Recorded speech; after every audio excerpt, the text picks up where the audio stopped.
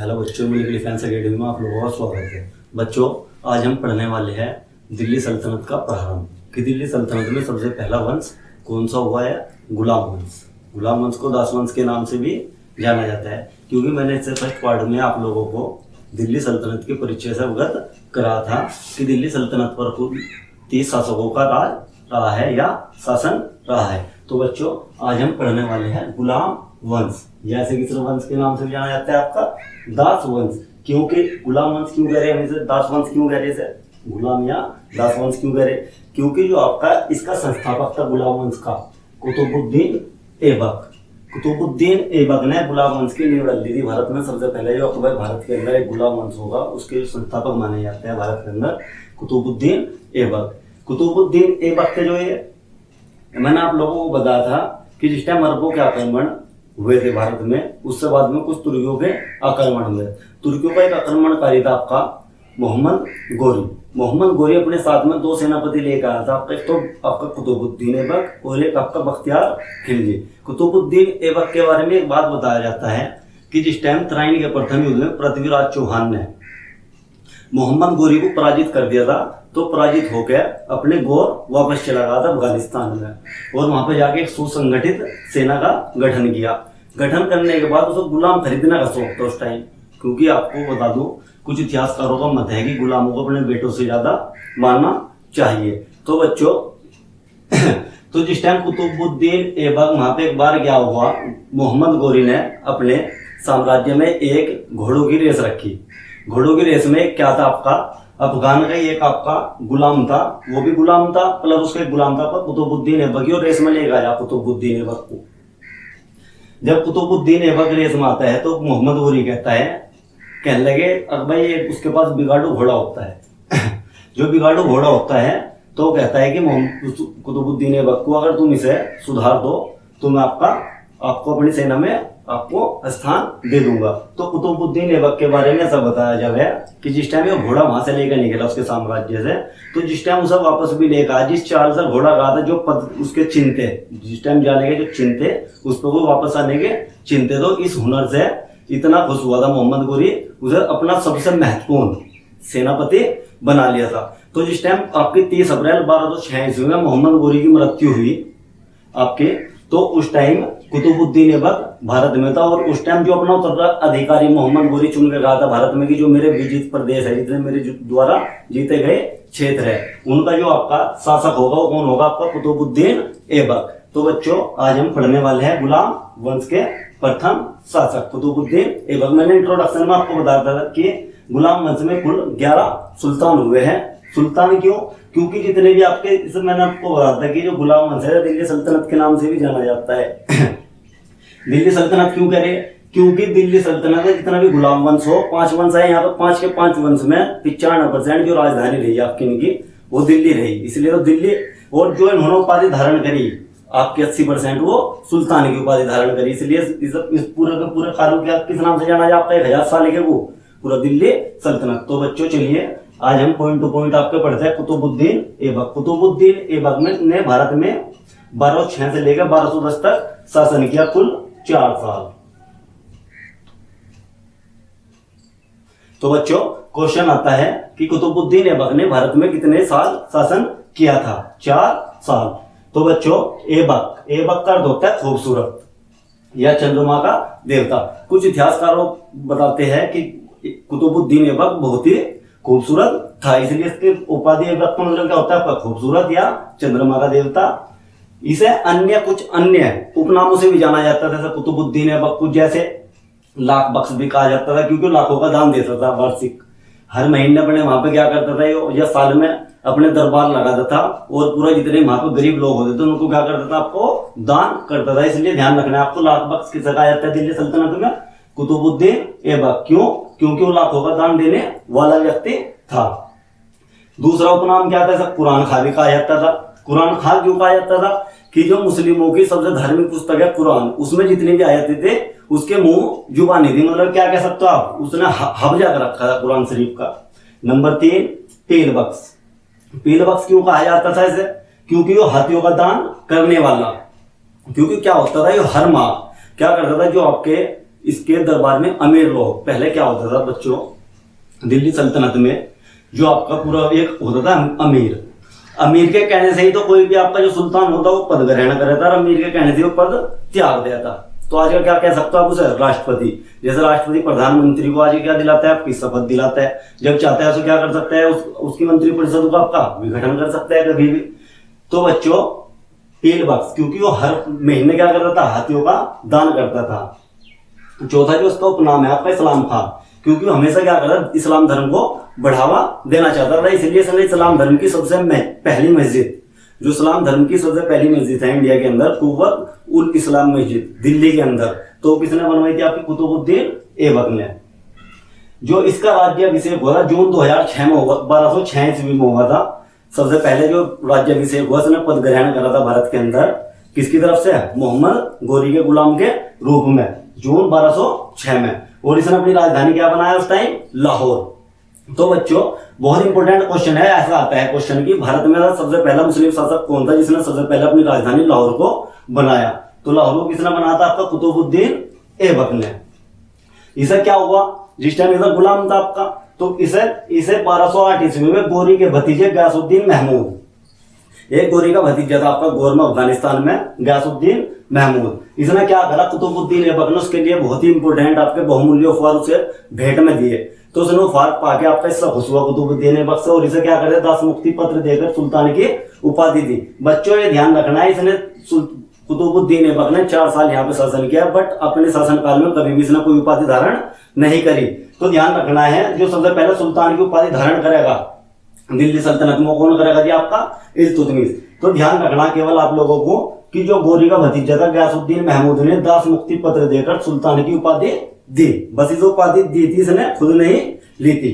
तो बच्चों इसकी एक पुत्री थी आपकी, कुतुबुद्दीन अपनी पुत्री का विवाह अपने दास इल्तुतमिश से किया। बहुत इंपॉर्टेंट आता है, कुतुबुद्दीन ऐबक की एक लड़की थी, उसका विवाह ने क्या किया, इसका एक गुलाम था आपका इल्तुतमिश। जैसे कुतुबुद्दीन ऐबक गुलाम किसका था, मोहम्मद गोरी का, ऐसे कुतुबुद्दीन ऐबक ने एक गुलाम खरीदा जिसका नाम क्या था आपका, इल्तुतमिश। तो इसने क्या किया, इसका गुलाम तो था ही हो, प्लस इसने क्या किया, अपनी एक बड़ी पुत्री का विवाह किससे कर दिया, आपका अपने गुलाम इल्तुतमिश से किया था। 1210 ईस्वी में क्या हुआ, मैंने बताया था आपको, बचपन से यहाँ का शौक था आपका घोड़ों का। तो 1210 ईस्वी में क्या हुआ, एक खेल होता है आपका पोलो चौकरान, जो घोड़े पे बैठकर आप स्टिक से खेलते हो, जैसे बोले मारते हो सटीक मतलब के होके, तो आपके वो ऐसे ही यहाँ पे 1210 ईस्वी में पोलो चौकान खेल रहा था। क्या हुआ, यहाँ पे वो घोड़े से गिर गया कुतुबुद्दीन ऐबक, और इसकी 1210 ईस्वी में मृत्यु हुई।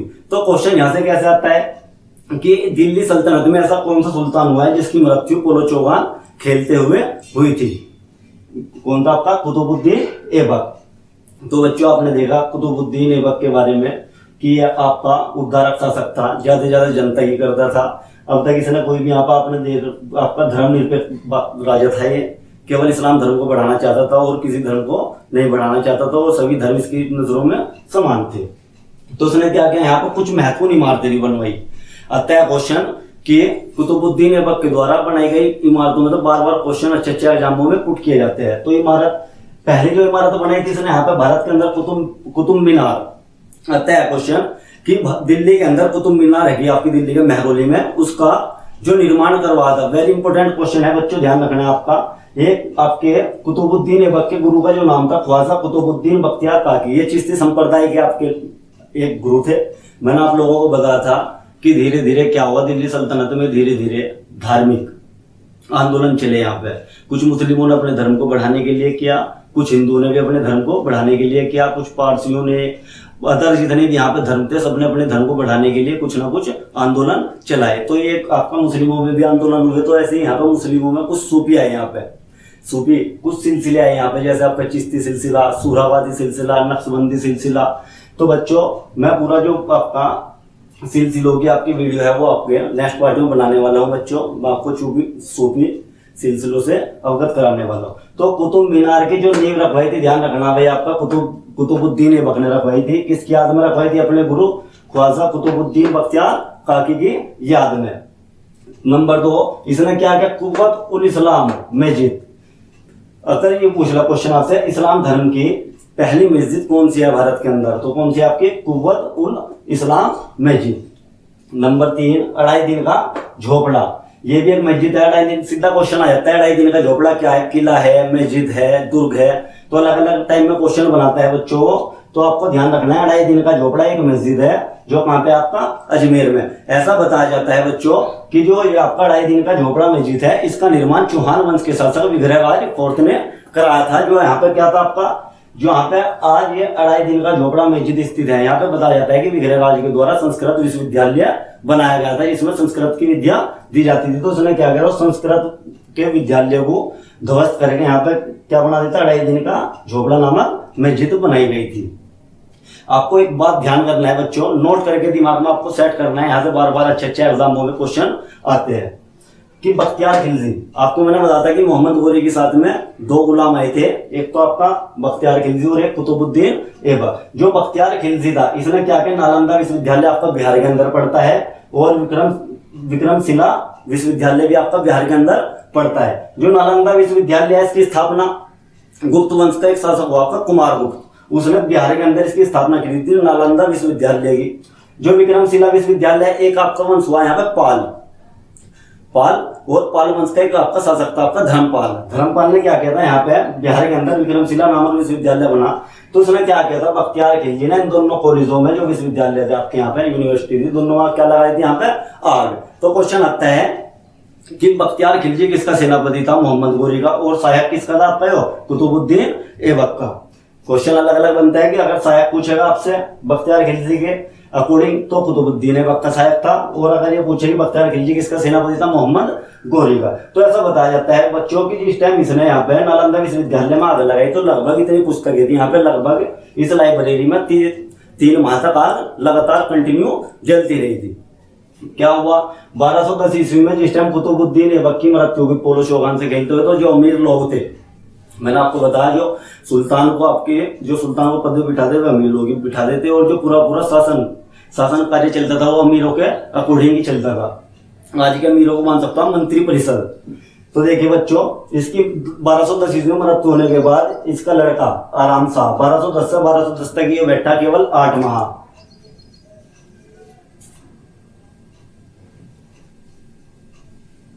क्वेश्चन आता है बच्चों कि आराम शाह ने कि कुतुबुद्दीन ऐबक से बाद में कौन से शासक ने दिल्ली सल्तनत में शासन किया है, किसने, आराम शाह ने। कितने माह तक बैठा केवल 8 माह तक, यो एक अयोग्य बादशाह था। आता है क्वेश्चन कि दिल्ली सल्तनत में कौन अयोग्य हुआ, तो आराम शाह। ऐसा क्या हुआ था, 8 माह के अंदर ही जो उसका गुलाम था, इसका दामाद था कुतुबुद्दीन ऐबक का अपना इल्तुतमिश, इसने इसकी हत्या कर दी और दिल्ली सल्तनत पर अपना अधिकार स्थापित कर लिया। तो बच्चों इल्तुतमिश ये भी बहुत वेरी इंपॉर्टेंट, बार बार यहाँ से बहुत ही अच्छे एग्जामों में क्वेश्चन बार बार रिपीट किए जाते हैं। तो इल्तुतमिश देखिए बच्चों, जो कुतुबुद्दीन ऐबक था ये तो कुतुबी वंश का था, और जो उसका लड़का था आराम शाह यो भी कुतुबी वंश का था।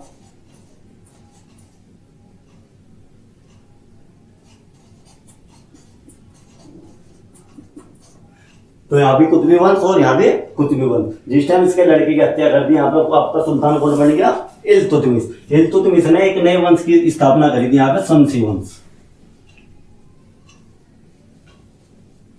क्योंकि दिल्ली सल्तनत पे जिन्होंने यहाँ पे अधिकार करा, यहाँ पे शासन किया है जिसने यहाँ पे, क्योंकि 1206 से लेकर 1200 कहां तक चला गुलाम वंश आपका, 1206 से लेकर 1290 लगभग 84 साल में 11 शासकों ने शासन किया। उनमें से नंबर 3 पर कौन बैठा था आपका यहाँ पे, इल्तुतमिश 1210 से लेकर 1236 तक। बच्चों ऐबक, क्योंकि मैंने आपको कुतुबुद्दीन ऐबक किसका गुलाम था, मोहम्मद गोरी का, और जो इल्तुतमिश गुलाम था किसका था, कुतुबुद्दीन ऐबक। ऐबक ने इसे अनिलवाड़ युद्ध में खरीदा था। अनिलवाड़ एक स्थान पड़ता है गुजरात के अंदर।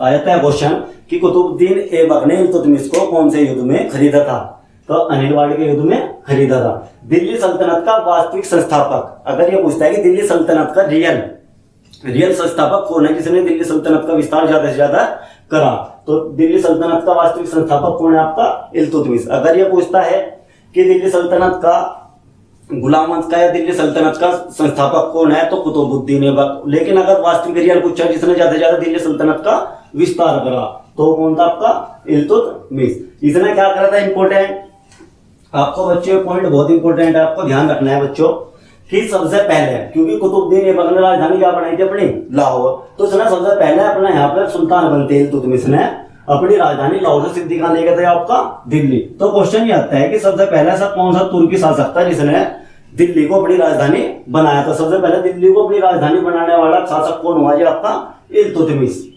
इसने क्या किया, जिस टाइम इसके शासन काल में क्या हुआ, विद्रोह भी ज्यादा हो गए जो आपके चारों तरफ से, क्योंकि क्या हुआ खुद एकदम, जिस टाइम आपकी कुतुबुद्दीन ऐबक की मदद थी उस टाइम इल्तुतमिश बदायूं में था। हाँ तो भाई आपका ये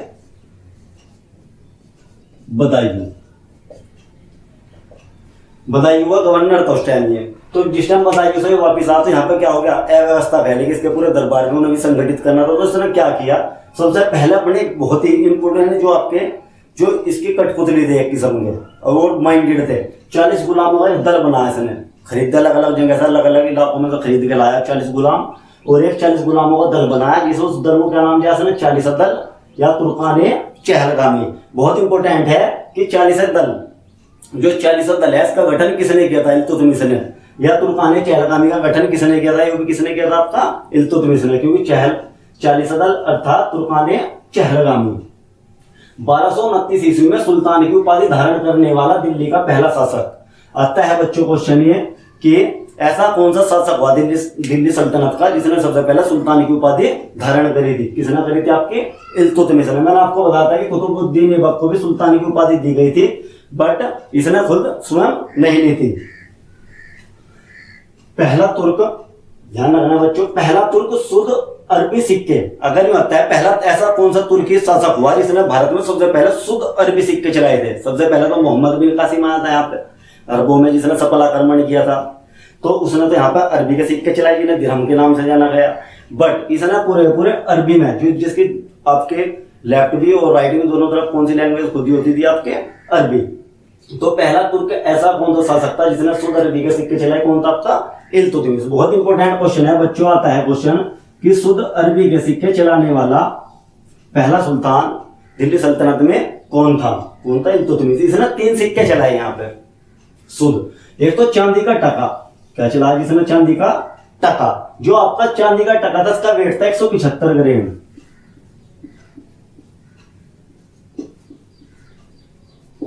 ये यूपीपीएससी में बार बार क्वेश्चन बहुत बार रिपीट किया जा चुका है कि चांदी का जो टका था किस शासक ने चला था, इल्तुतमिश ने, और इसका वेट कितना था, इसमें वजन कितना था, 175 ग्राम। एक चला था इसने तांबे का जीतल, और इसने एक चला था सोने की सतगनी। बहुत इंपॉर्टेंट है, इसने 3 सिक्के चला, एक चांदी का, एक तांबे का, एक सोने का। चांदी का तो टका, तांबे का जीतल और सोने का ससीगणी।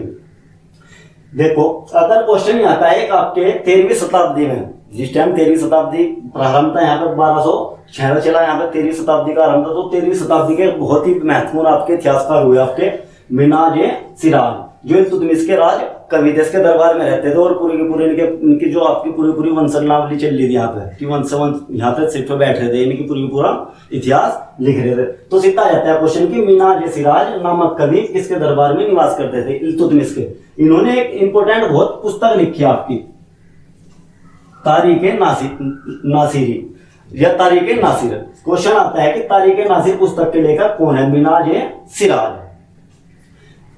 इल्तुतमिश ने एक आपका यहाँ पे इक्ता प्रणाली देखिए, समझिए बच्चों, मैं आपको समझाना चाहता हूँ कि सबसे पहले जो इक्ता व्यवस्था का आरंभ किया था भारत के अंदर, वो आपका इल्तुतमिश ने किया था। देखिए मैं आपको यहाँ पे समझाता हूँ कि आप आधुनिक में ले सकते हैं कि जो वर्तमान में चल रहा है हमारे यहाँ पे। मैं आपको थोड़ा शासन व्यवस्था समझाना चाहता हूँ कि अब आधुनिक क्या है और इल्तुतमिश के समय में क्या थी।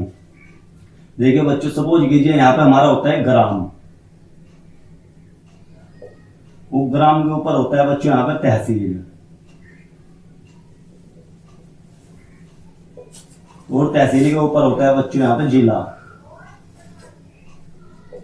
और जिले के ऊपर होता है बच्चों आपका राज्य, और सबके ऊपर हेड कौन होता है आपका, केंद्र सरकार। तो भारत की शासन व्यवस्था है ये। देखो पहले केंद्र से राज्यों में बटा हुआ, राज्य जिलों में, जिलों है तहसील में, तहसील से आपका सीधा ग्राम में। तो आपके दिल्ली सल्तनत जो देखो यहाँ पे जो इल्तुतमिश ने चलाई थी, सबसे पहले जो उसका राज्य की जगह तो थी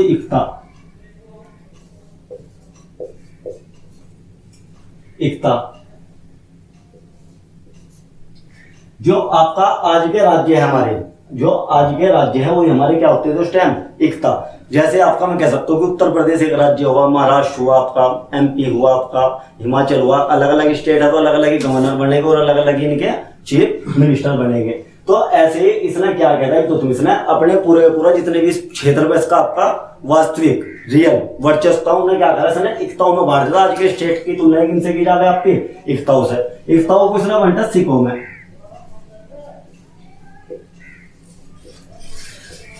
और सिखों को बांट देता इसने फरगना, और फरगना को बांट देता आपका ग्राम। तो देखे बच्चों, जो सेम पहले आज के भी आधुनिक शासन व्यवस्था हुई सेम आपकी यहाँ पे भी दिल्ली सल्तनत की भी सेम की सेम थी, लेकिन शब्दों का आगे पीछे हेर फेर है बस। जो आपके देखो गांव है, गांव थे, गांव से बड़ा फिर क्या होगा तहसील जो आपकी आज की तहसील है उस टाइम के हिसाब से क्या होता था आपका वो फरगना। जो आज के जिले है उस टाइम क्या होता था आपका वो सिखों में बटा हुआ था, आपका जिलों को सिख कहा जाता था इसके शासनकाल में। और जो आज के राज्य स्टेट की क्या कहा जाता था उस टाइम, एकता। तो जो एकता होकर रहती है, अगर क्वेश्चन ये आता है कि एकता प्रणाली का प्रारंभ दिल्ली सल्तनत में किसने किया था, इल्तुतमिश ने।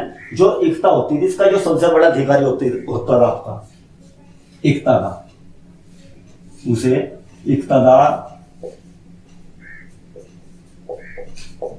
या वली, इक्तदार भी कहा जाता था उसे और वली भी कहा जाता था उसे। और जो सिखों का सबसे उच्च अधिकारी था आपका यहाँ पे होता था आपका सिकदार, वो फरगना को होता था आपका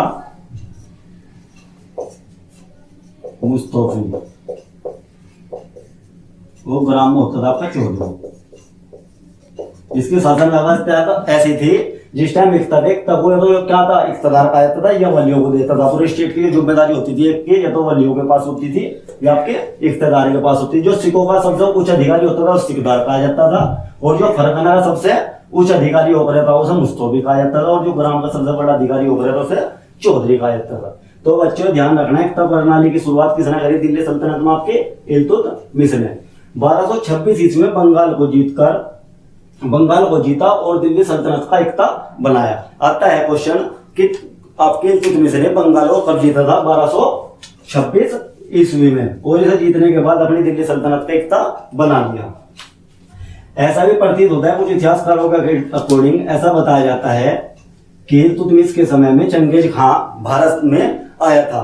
क्यों आया था वो, उस टाइम क्या था, एक आपका विद्रोही था आपका मकबनी, जिसने क्या करा, चंगेज खां की खिलाफत कर दी थी इसने। यहाँ पे मकबनी ने, जब मकबनी ने चंगेज खां की खिलाफत कर दी तो चंगेज खां मकबनी को पकड़ने के लिए इसका पीछा करते करते धीरे धीरे वो भारत में आया। तो इस टाइम यो मकबनी सीधा इल्तुतमिश के पास पहुंचा, कहने लगा यहाँ पे शरण दे दो। तो इल्तुतमिश ने क्या करा, समझदारी से काम लेते हुए शरण नहीं दी और मकबनी भारत से निकल के आगे चला गया, और धीरे धीरे चंगेज खां भी इसके पीछे चला गया। इसलिए अपनी समझदारी के अकॉर्डिंग ये बताया जाता है कि इल्तुतमिश ने दिल्ली को पहले ही बसने से पहले उजड़ने से बसा लिया था। हो जाता है क्वेश्चन, ये ध्यान रखना है कि मकबनी चंगेज खां इल्तुतमिश के शासनकाल में किसका पीछा करते करते भारत में आया था। 1236 ईस्वी में बीमारी के कारण इसकी मृत्यु होगी। मृत्यु होने के बाद इसने अपने खुद का मकबरा बनवाया दिल्ली के अंदर, तो उसमें से दफना दिया गया। तो आता है क्वेश्चन, 1236 में मृत्यु के बाद इल्तुतमिश को दिल्ली में दफना दिया गया। इसे मकबरा निर्माण शैली का जन्मदाता कहा जाता है। क्यों आता है क्वेश्चन में, भारत में सबसे पहला तुर्की मकबरा बनवाया था। मकबरे का मतलब होता है कब्र, जहाँ पे दफनाए जाते हैं। तो इसे मकबरा निर्माण शैली का जन्मदाता कहा जाता है। इसने सबसे पहला भारत में मकबरे बनाने की नींव डाल दी। अगर आता है क्वेश्चन, भारत में सबसे पहला मकबरा किसने बनवाया था, इल्तुतमिश ने। कुतुब मीनार का निर्माण पूरा कराया। यहां तक क्वेश्चन आता है बच्चों, समझो।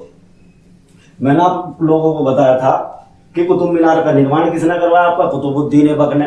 लेकिन इसने केवल कुतुब मीनार की नींव रखवाई थी, लेकिन इसका जो पूर्ण निर्माण करवाया था, बनवा के तैयार करी थी पूरी आपकी कुतुब मीनार को किसने करी थी, इल्तुतमिश ने 1234 में। आता है क्वेश्चन कि कुतुब मीनार जो बनकर तैयार हुई थी कब हुई थी, आपकी 1234 में। इसमें कुल कितनी पैड़ियां है आपकी, 375, जो इसका आपका व्यास है। अगर आता है क्वेश्चन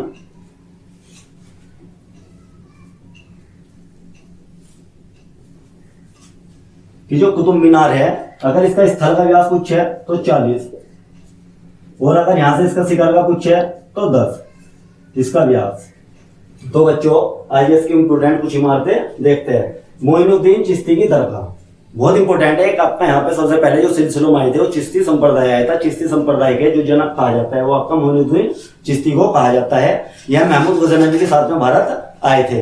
इनकी मृत्यु इल्तुतमिश के काल में हुई, इसलिए इल्तुतमिश ने इनका दिल्ली में मकबरा बनवाया। तो क्वेश्चन आता है कि मोइनुद्दीन चिश्ती की दरगाह किसने बनवाई थी? इल्तुतमिश ने बनवाई थी। कहाँ पे? दिल्ली में। एक सुल्तानगढ़ी मकबरा दिल्ली में पड़ता है जो आपका तुर्कियों के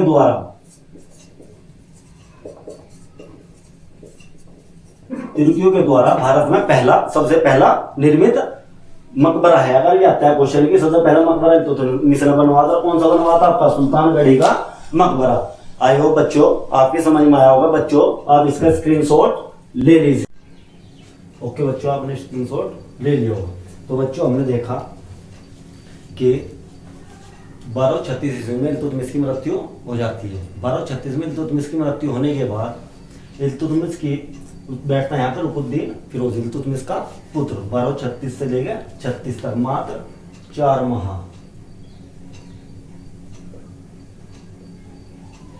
तो क्वेश्चन आता है कि गुलाम वंश में सबसे कम समय के लिए किस शासक ने शासन किया है? रुकुद्दीन फिरोज मात्र 4 महीने के लिए।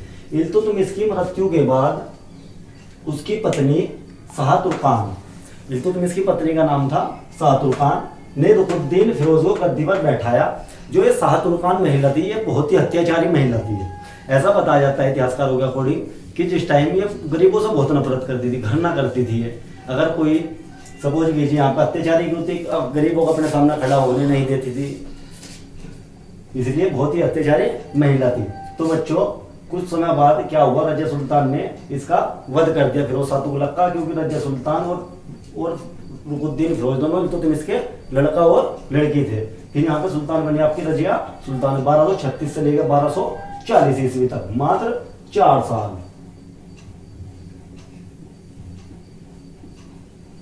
तो आ जाता है क्वेश्चन की रजिया सुल्तान ने गुलाम वंश में कितने समय के लिए शासन किया था? 4 साल के लिए।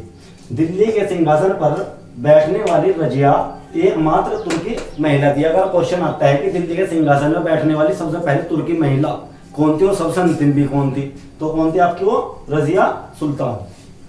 पर्दा प्रथा को त्याग कर पुरुषों की भांति कुन्हा कोट, कुन्हा को बोलते हैं कोट, और जी चोंगा या कुबा टोपी पहनना शुरू कर दिया। इसने क्या किया? दरबार में तो पर्दा प्रथा को त्याग दिया। इसने महिला पर्दा करती थी, इसने क्या होता खुले मुंह अपना दरबार लगा होता था पूरा, उसमें खुले मुंह आ जाती थी। और जो आपका कुन्हा और चोंगा, कुन्हा मतलब कोट और जो आपका कुन्हा टोपी, पुरुषों की तरह वेशभूषा में रहने लगी। इसलिए क्या हुआ, जो आपके अमीर लोग थे जो सुल्तान को बना देते और शिप से हटा देते, उन्होंने इसका विरोध कर दिया। तो इसी कारण एक आपका ये बहुत इंपॉर्टेंट क्वेश्चन है, आपको ध्यान रखना। एतगिन एक व्यक्ति था, ये आपका एतगिन को बदायूं का इख्तियार बनाया। अगर क्वेश्चन आता है कि रजिया ने एतगिन को कहाँ का इख्तियार नियुक्त किया था, कहाँ का आपका एतगिन। एक इसके शासनकाल में बहुत इंपॉर्टेंट है अल्तुनिया हबसी। अल्तुनिया हबसी को तबरिंद, जो भटिंडा हरियाणा में पड़ता है आपका, का इख्तियार बनाया। तो अल्तुनिया हबसी ध्यान रखना आपको, जिस टाइम अल्तुनिया ने अमीर आखोर, समझो यहाँ पे कि जो अल्तुनिया हबसी था इसे रजिया सुल्तान ने अमीर आखोर की उपाधि दी थी, मतलब घोड़ों का स्वामी। तो ध्यान रखो जो अल्तुनिया हबसी था इसने क्या किया, 1240 ईस्वी में आपका रजिया का विरोध कर दिया। विरोध करने के बाद क्या हुआ, विरोध दबाने के लिए रजिया सुल्तान ने क्या करा था, अल्तुनिया हबसी से शादी कर ली थी। बस शादी करते अमीरों ने क्या किया, ऐसा सिर्फ सटाना चाहा। तो इसका एक और भाई था आपका रजिया सुल्तान का, आपका मोइनुद्दीन बहराम शाह। मोइनुद्दीन बहराम शाह ने तुर्कियों को अमीरों के साथ मिल के एक आपका स्थान पड़ता है आपका केठल, बहुत इंपोर्टेंट स्थान है केठल, हरियाणा में पड़ता है। इसकी 1240 ईस्वी में यहाँ पे मृत्यु कर दी किसने, आपकी मोइनुद्दीन बहराम शाह ने। तो बच्चों आपने देखा कि आपकी तुर्की सबसे जो आपकी दिल्ली सल्तनत की सबसे पहली महिला थी, उसने शासन किया। और उसके मैंने आपको मैंने पॉइंट बता दिया एग्जाम की दृष्टि से। चलते आपका छठा सुल्तान बैठा है आपका गुलाम वंश मोइनुद्दीन बहराम शाह, 1240 से लेकर 1242 2 वर्ष। यह भी इल्तुतमिश का पुत्र था। नायब ए मुमलिकात बहुत इंपॉर्टेंट आता है क्वेश्चन, इसे नायब ए मुमलिकात कह सकते हो आप, या सिंगल आपका नायब कह सकते हो कि नायब का पद सबसे पहले दिल्ली सल्तनत में किसने चलाया था। नायब सुल्तान के बाद जो सबसे महत्वपूर्ण पद होता था वो नायब होता था। जैसे आज के प्रधानमंत्री, राष्ट्रपति के बाद सबसे इंपॉर्टेंट आदमी कौन होता है आपका, प्रधानमंत्री। तो ऐसे नायब ए मुमलिकात जो सबसे पहला पद चला था, नायब का पद किसने चला था, वो मोइनुद्दीन बहराम साहब ने। जो सबसे पहला नायब का पद तो बन गया यहाँ पे, जो दिया गया था वो किसने दिया गया था आपका, एतगिन को, क्योंकि जो उसकी बहन थी राजा सुल्तान, इसने एतगिन को क्या बनाया था, बदायूं का इख्तियार बनाया था। तो इसने क्या दिया, एतगिन को क्या बनाया, दिल्ली सल्तनत का पहला नायब। 1242 ईस्वी में सैनिकों के द्वारा इसकी हत्या कर दी गई। इसकी हत्या होने के बाद यहाँ पे सीटों बैठते हैं आपका अलाउद्दीन मसूद साहब, 1242 से लेकर 1246 तक, मात्र 4 साल। यह रुकुद्दीन फिरोज का पुत्र था। आपका यहाँ पे रुकुद्दीन फिरोज किसका लड़का था, ये आपका इल्तुतमिश। इल्तुतमिश का जो लड़का था रुकुद्दीन फिरोज, इसका एक लड़का था आपका अलाउद्दीन मसूद साहब, जो गद्दी में बैठा और कितने साल तक शासन किया इसने, 4 साल तक। इसकी समझ सकते हैं नायब, मैंने बताया था कि आपको एक नया पद था आपका नायब है मुमलिकात, इसका सर्जन जो किया था बहरम शाह ने किया था। तो इसकी जो समझ सकते थे, इसके शासन काल में अलाउद्दीन मसूद शाह के पूरी दिल्ली सल्तनत की पूरी शक्तियां नायब के पास थे। उस टाइम नायब कौन था इसके दरबार में आपका, बलबन। बलबन बच्चों जिस टाइम इल्तुतमिश ने 40 गुलामों के दल गुलामे चहलगामी का गठन किया था, उस टाइम उसमें एक बलबन भी था उन 40 गुलामों में से। बट क्या हुआ, 1242 ईस्वी में इसकी मृत्यु कारागार में हुई। क्यों, क्योंकि बलबन ने क्या करा था, बंदी बना कारागार में डाल दिया, वहीं पे इसकी 1246 ईस्वी में मृत्यु हो गई। और इसके बाद में आपका बेटा यहाँ पे नसरुद्दीन मोहम्मद शाह। तो बच्चों स्क्रीनशॉट, ओके बच्चों आप लोगों ने स्क्रीनशॉट ले लिया होगा। बच्चों अलाउद्दीन मसूद शाह के बाद 8वें सुल्तान नसरुद्दीन महमूद बने। यह एक धार्मिक सुल्तान था। इसने कुल 1246 से लेकर 1265 ईस्वी तक शासन करा, कुल 19 साल।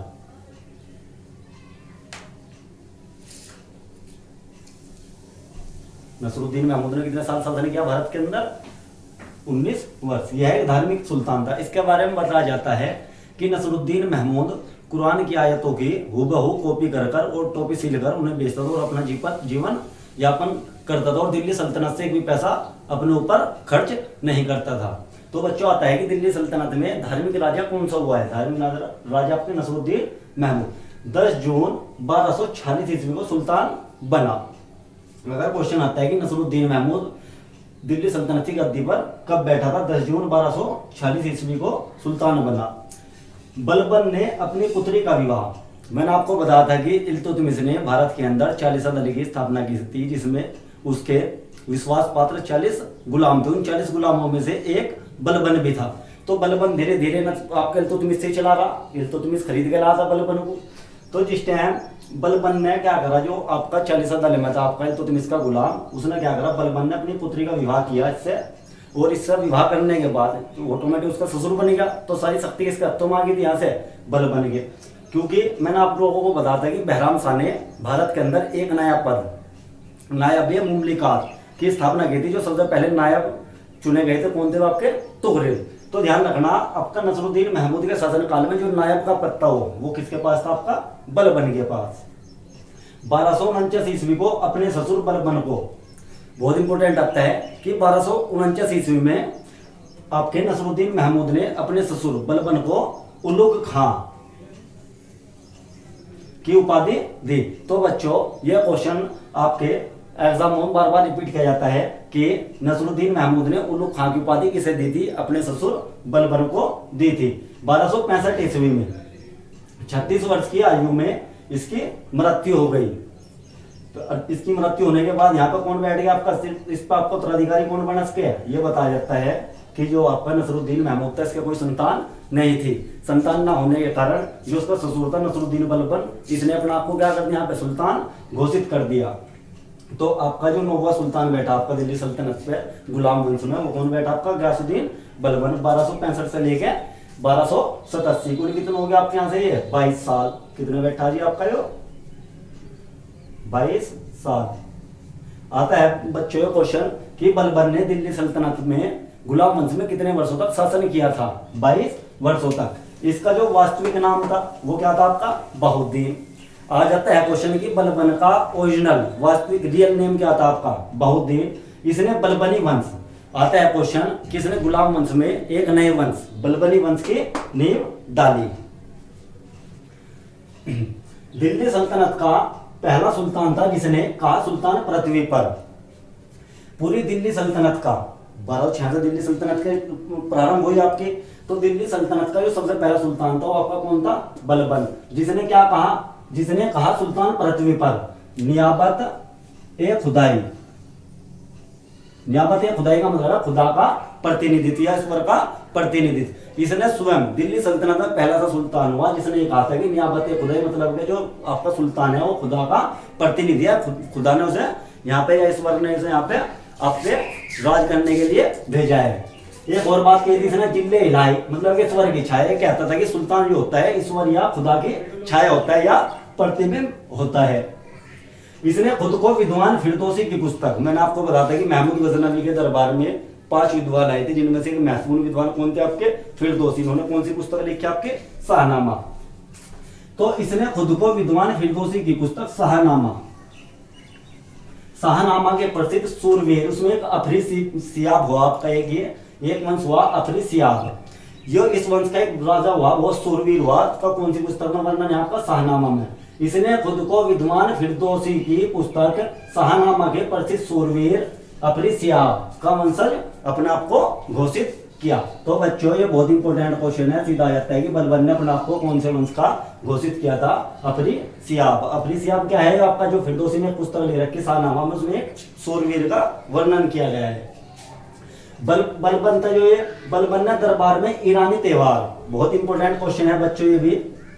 बलबन और इल्तुतमिश, गुलाम वंश में दो सुल्तान ऐसे हुए जो वेरी वेरी इंपॉर्टेंट है, तो आपका इल्तुतमिश और एक बलबन। बलबन ने दरबार में ईरानी त्योहार, मतलब ये कहां से लियो पद्धति हमने? ईरान से। ईरानी त्योहार नौरोज। आ जाता है क्वेश्चन कि दिल्ली सल्तनत में नौरोज का त्योहार बनाने की प्रथा किसने प्रारंभ की थी? तो बलबन ने दरबार में ईरानी त्योहार नौरोज प्रतिवर्ष बनाना प्रारंभ किया। दरबार में ईरानी परंपरा, जो आपकी परंपरा भी है, कहां से रखी है किसने? ईरान से। दरबार में ईरानी परंपरा सिजदा, सिजदा मतलब होता है साष्टांग दंडवत, मतलब सिजदा मतलब के माथा टेक के सुल्तान को सजदा करना। सिजदा व पाबोस, पाबोस का मतलब है सुल्तान के दाएं पैर का अंगूठा चूमना। तो इसने क्या करा था? अपने दरबार में 2 नीति चलाई थी इसने बलबन ने, बहुत इंपॉर्टेंट है, दोनों ही ध्यान रखना है आप लोगों को। दोनों पत्ती ले रखी कहां से? इनने ईरान से। और आपका जो त्योहार ले रखा वो भी कहां से लिया इसने? ईरान से। ईरान से तो ली थी ना सिजदा। सिजदा मतलब कितना भी बड़ा आपका बादशाह जाओ, कोई सी भी आपका क्षेत्र का कोई भी राजा हो, जब भी आपका बलबन के सामने आ जाएगा तो हमेशा क्या करेगा? सिजदा, मतलब कि आपका मत्था टेक के उसके सामने सजदा अभिवादन करेगा। और एक पाबोज, सुल्तान के सामने आते ही उसके दाएं पैर का अंगूठा चूमना आपका आवश्यक कर दिया। तो आता है कि सिजदा और पाबोज की नीति किस सुल्तान ने अपनाई थी? किसने? बलबन ने। इल्तुतमिश के समय बनाए गए 40 दल को समाप्त किया। आता है क्वेश्चन कि जो इल्तुतमिश ने 40 गुलामों का एक 40 दल बनाया था तुर्कानी चहलगामी, उसका जो आपका उससे समाप्त किसने किया? किसने किया? आपका बलबन ने। और सर्वप्रथम राज्य में स्थायी सेना, और सर्वप्रथम राज्य में स्थायी सेना रखना प्रारंभ किया। एक तो इसने क्या करा था आपका? इसने जो इल्तुतमिश ने 40 गुलामों का दल बना था आपका 40 दल, एक तो आपका यहाँ से बिल्कुल समाप्त कर दिया।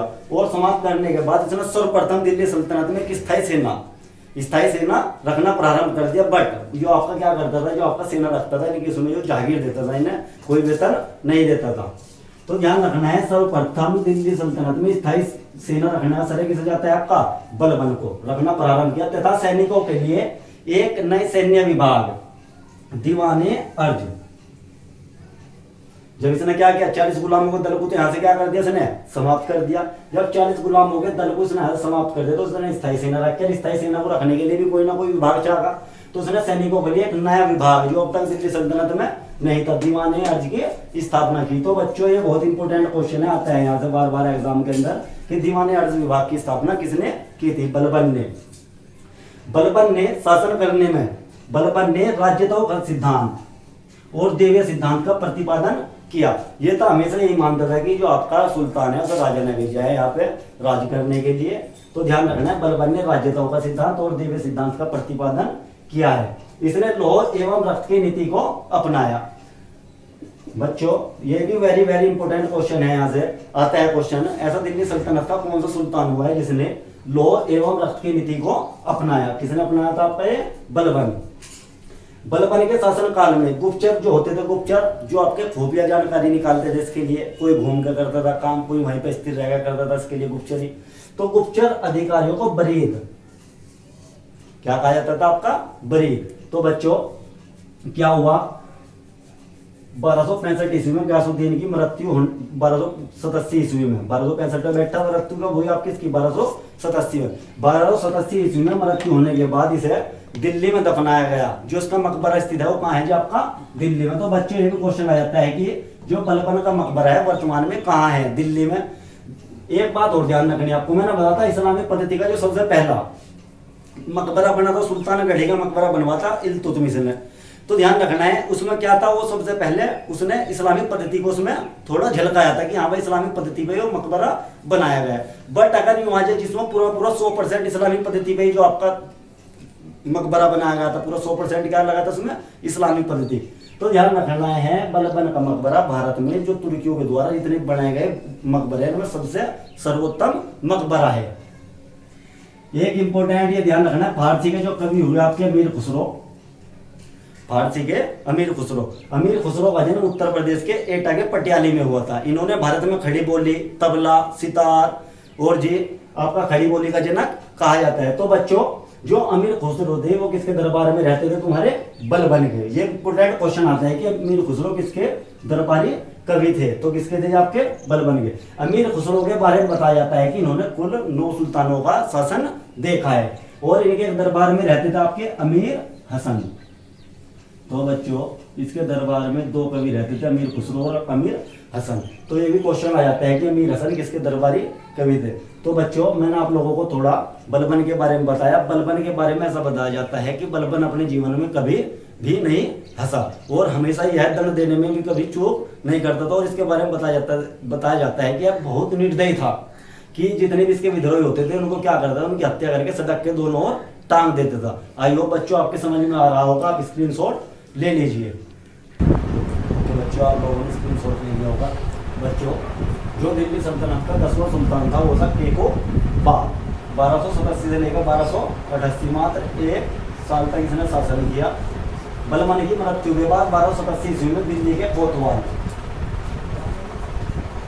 फखरुद्दीन मोहम्मद, बहुत इंपोर्टेंट आता है ये कि बलबन की मृत्यु के बाद 1287 ईस्वी में दिल्ली के कोतवाल फखरुद्दीन मोहम्मद ने एक षड्यंत्र के तहत केकूबाद को सुल्तान, दिल्ली का सुल्तान बनाया। बट क्या हुआ 2-3 महीने बाद ही क्या हुआ इस पर? इस टाइम में आपका राज गद्दी बैठा था सर, क्या मारेंगे वहाँ पे? लखवा मारने के कारण इसे सिर से हटा दिया गया और आपके केकूबाद के पुत्र था आपका शमसुद्दीन खैमुर्शी से राज्य अधिकारी बना दिया गया। तो क्वेश्चन यहाँ से ही आता है कि दिल्ली सल्तनत में गुलाम वंश में ऐसा कौन सा सुल्तान हुआ जिसे लखवा मारा गया था? कौन था आपका? केकूबाद। फिर क्या हुआ लखवा मारने के बाद? यहाँ पे सिर्फ कौन आ गया सुल्तान तुम्हारा? शमसुद्दीन खैमुर्शी। मैंने आप लोगों को बताया था कि गुलाम वंश में कुल 11 शासक हुए। तो जो अंतिम शासक था 11वां शमसुद्दीन खैमुर्शी 1288 से लेकर 1290 तक बैठा, मात्र 2 वर्ष। सुल्तान बनते समय इसकी उम्र मात्र 3 वर्ष थी। तो ध्यान रखना है दोस्तों, जो शमसुद्दीन खैमुर्शी था जो आपका गुलाम वंश का अंतिम शासक हुआ, आपका सुल्तान हुआ अंतिम, इसकी उम्र कितनी थी? मात्र 3 वर्ष। वो 2 वर्ष तक इसने शासन किया। फिर क्या हुआ? इसका एक आपका सेनापति था आपका जलालुद्दीन फिरोज खिलजी।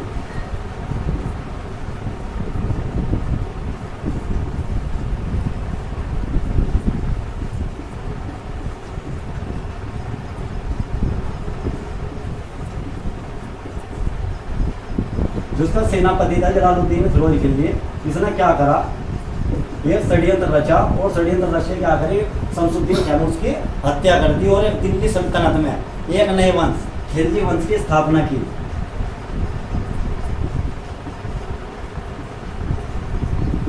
जो 1290 से लेकर 1320 ईस्वी तक मात्र 30 साल चला। तो तो आई हो बच्चों, आप लोगों की समझ में आया होगा। बच्चों मैंने आप लोगों को गुलाम वंश कंप्लीट करा दिया है। बच्चों नेक्स्ट वीडियो में आप लोगों को पढ़ाने वाला हूँ खिलजी वन। तो बच्चों चैनल को ज़्यादा से ज़्यादा सब्सक्राइब करें, ज़्यादा से ज़्यादा लाइक करें। बच्चों हमारा ध्येय होता है कि आप एग्जाम में ज़्यादा से ज़्यादा नंबर गेन करो। ओके।